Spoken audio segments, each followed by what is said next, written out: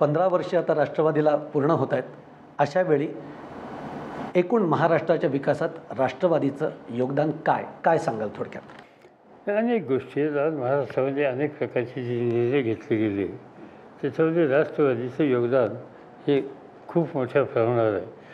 त्याच्यामध्ये आता छगन भुजबळांच्याकडच्या रस्ते महामंडळाच्या माध्यमातून कशा प्रकारची कामं झाली ही आज आपल्या सगळ्यांच्या समोर आहे.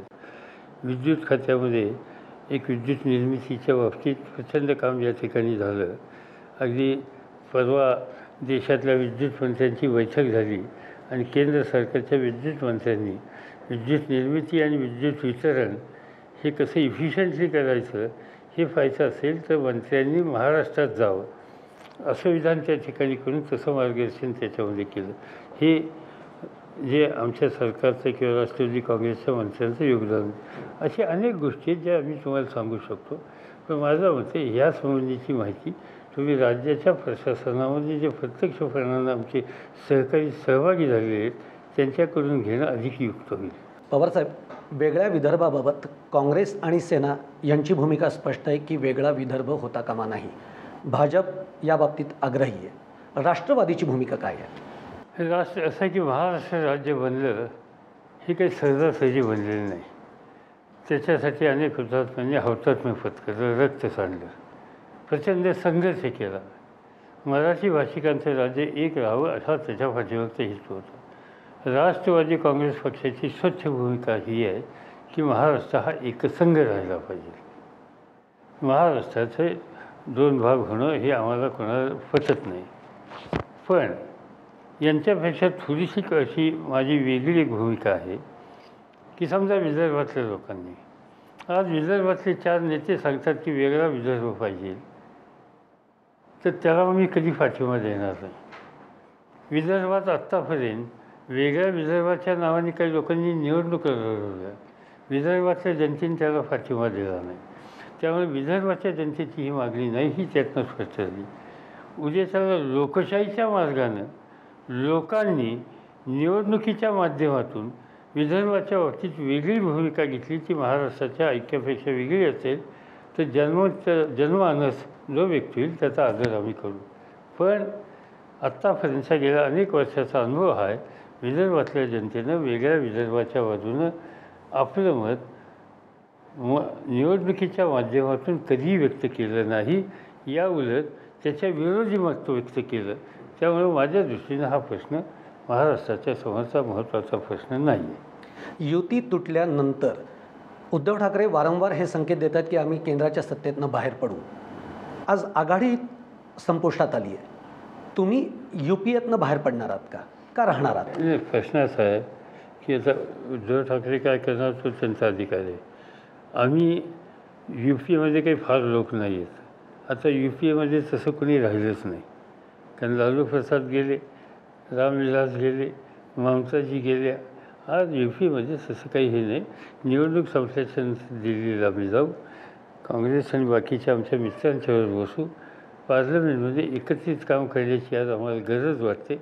एकत्रित काम करणं या माध्यमातून भारतीय जनता पार्टीच्या सरकारच्या ज्या जनहित विरोधी जी धोरणं असतील त्याच्या बाबतीत आपली एक वेगळी भूमिका घेणं ही एक राष्ट्रीय कर्तव्य म्हणून आवश्यकता आहे.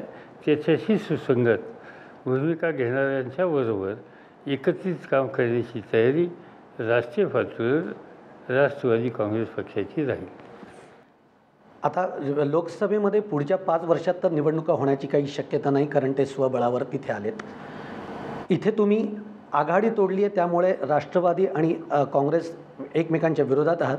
आता राष्ट्रवादीला पक्ष मजबूत करायचा आहे. यासाठी सुप्रियाताईंना राज्याच्या राजकारणात आणलं जाईल का? त्यांच्यासाठी तसं पोषक वातावरण निर्माण केलं जाईल का? म्हणजे कदाचित सुप्रियाताई आम्हाला पुढच्या काळामध्ये प्रदेशाध्यक्ष, मुख्यमंत्री या रूपात दिसणार आहेत का? मला स्वतःला असं दिसतं की सुप्रियाला महाराष्ट्राच्या राजकारणात रस नाही आहे. तिला राष्ट्रीय पातळीच्या राजकारणात रस आहे, आंतरराष्ट्रीय पातळीच्या राजकारणात रस आहे. तिच्या आयुष्यातलं लग्नाच्या नंतर काही काळ अमेरिकेमध्ये, इंडोनेशियामध्ये, सिंगापूरमध्ये गेला. त्याच्यानंतर इथल्या राजकारणात ती पडली त्यावेळेला तिने स्वच्छ सांगितलं की मला दिल्लीला काम करायची इच्छा आहे, मला महाराष्ट्रात काम करायची इच्छा नाही. माझं क्षेत्र ते आहे. अलीकडच्या काळात तुम्ही बघितलं असेल राष्ट्रपती असतील, उपराष्ट्रपती असतील, त्यांचे आंतरराष्ट्रीय बैठकांचे जे दौरे आहेत त्याच्यामध्ये ते तिला घेऊन गेलेले आहेत. त्यामुळे तिचा रस हा प्रामुख्यानं नॅशनल इंटरनॅशनल पॉलिटिक्समध्ये. त्यामुळं महाराष्ट्रात हा ठीक आहे तिच्या मतदारसंघात ती लक्ष घालली, शेवटी आपला मतदारसंघ सांभाळायलाच पाहिजे, पण तिचा महाराष्ट्राच्या दैनंदिन संघटनेच्या आणि राजकारणाच्या कामात तिची जबाबदारी स्वतः घेण्याची भूमिका राहणार नाही. इथल्या नेतृत्वाला सपोर्टिंग भूमिका तिची राहील. मग महाराष्ट्रात राष्ट्रवादीचा वारसदार कोण? अजितदादा? नाही, इथं असा वारसदार कोणी ठरवत नसतं. पक्षाचं नेतृत्व आमच्या पक्षामध्ये विधिमंडळ काँग्रेस पक्षाची बैठक घेऊन त्याच्यामध्ये लोकशाहीच्या पद्धतीने निवडला जातो. गेल्या 15 वर्षामध्ये अजित पवार हे विधिमंडळ काँग्रेस पक्षाचे सभासद होते, पण त्यांच्या या कालखंडामध्ये पक्षाचं नेतृत्व काही काळ भुजबळांनी केलं, काही काळ आर पाटलांनी केलं, काही काळ विजय सेमोईचे उपमुख्यमंत्री म्हणून त्यांनी काम केलं आणि आता अजित पवारांनी केलेलं आहे. उद्याच्या निवडणुकीच्या नंतर नेतृत्व कोण करायचं हा पक्षाच्या विधिमंडळाचे निर्वाचित सदस्य करतील. एक शेवटचा जाता जाता प्रश्न. माझ्या मते साधारणतः 76 किंवा 77चा काळ असेल आणि नंतर 95 ते 98चा काळ असेल. एवढे हा काळ सोडला तर पवारसाहेब हे कायम सत्तेत राहिलेले आहेत. आज थोडा वेळ पवारसाहेबांना मिळतो आहे. पवारसाहेब हे घरच्यांना आता कसा वेळ देत आहेत? कारण मी खरं सांगू हा प्रश्न याच्यासाठी विचारला कारण कधीही शरद पवार म्हणलं की आम्हाला केवळ एक राजकारण एवढंच त्याच्याशी एक दिसतं. पवारसाहेब आता घरच्यांना कसा वेळ देत आहेत आणि ते रमलेत कसे? 2 गोष्टी आहेत. तुम्ही फक्त ते काहीतरी 75 वगैरे सांगितलं हे खरं नाही. 67 ते 72 या काळात मी सत्तेवर नव्हतो. 1980 ते 1987 या काळामध्ये मी सत्तेमध्ये नव्हतो. 1995 ते आता हे 2004 या काळात मी सत्तेवर नव्हतो. त्यामुळे मी सत्तेत अनेकदा नव्हतो आणि मला स्वतःला सत्ता असो अथवा नसो त्याचा काही परिणाम होत नाही. तुम्ही त्यातलं राजकारण माझ्या बाबतीत बघता. शरद पवार हे राजकारणात जसा रस घेतात तशा इतर अनेक क्षेत्रात रस घेतात. अनेक उत्तम शैक्षणिक संस्था चालवण्यामध्ये त्यांचा माझा संबंध आहे. अनेक सांस्कृतिक संघटना आहेत त्याच्यामध्ये माझा संबंध आहे. आज मुंबईमध्ये नेहरू सेंटरसारखी एक उत्तम संस्था किंवा चव्हाण सेंटरसारखी एक उत्तम संस्था त्याचं अध्यक्षपद माझ्याकडे आहे. आज शेतीच्या क्षेत्रामध्ये विशेषतः महाराष्ट्रात ऊसाचं काम मोठं आहे म्हणून त्याचं संशोधन करणारी आणि कारखानदारीला मदत करणारी अनेक सायंटिस्ट आणि टेक्नॉक्रॅट्स असलेली जी वसंतदादा शुगर इन्स्टिट्यूट आहे त्याचा मी अध्यक्ष आयुष्यभर आहे. अशा अनेक संस्था आज मी महाराष्ट्रामध्ये चालवत असतो. माझा राजकारणामध्ये जेवढा वेळ असतो त्यातला 50% वेळ मी या सगळ्या कामासाठी देत असतो. फक्त त्याची मी प्रसिद्धी कधी करत नसतो, पण त्या कामात मला रस आहे आणि ते काम मी अवश्य करत असतो. तर राहिला प्रश्न घरच्यांचा. घरच्यांच्यासाठी जो काही वेळ आम्ही देतो तो योग्य पद्धतीने देत असतो.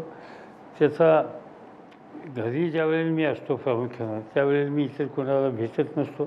त्यावेळेला कुटुंबियांच्या बरोबरच असतो आणि वर्षातनं काहीतरी दिवस काढून 1 8 दिवस 10 दिवस 15 दिवस कुठेतरी देशाच्या किंवा जगाच्या पाठीवर मी कुटुंबियांच्या समोर जात असतो. तो पूर्ण वेळ माझ्या सगळ्या कुटुंबियांच्यासाठी माझा असतो. तो इथून पुढे दिला जाईल. तर धन्यवाद आणि तुम्ही मनमोकळ्या गप्पा मारल्याबद्दल जय महाराष्ट्रातर्फे खरोखर धन्यवाद. थँक्यू.